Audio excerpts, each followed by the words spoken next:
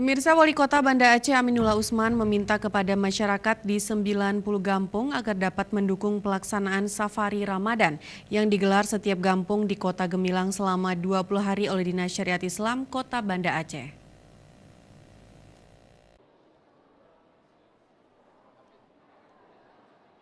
Selama 20 hari, tim Safari Ramadan Dinas Syariat Islam Kota Banda Aceh akan menyambangi setiap kampung untuk melaksanakan dakwah Ramadan.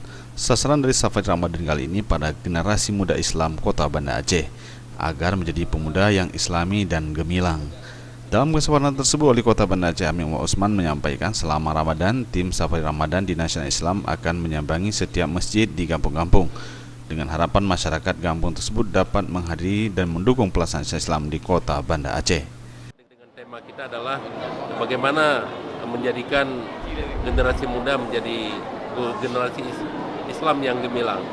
Banyak persoalan masalah pemuda, mulai masalah kenakalan remaja, narkoba, kemudian balap liar dan lain-lain ya, teknologi.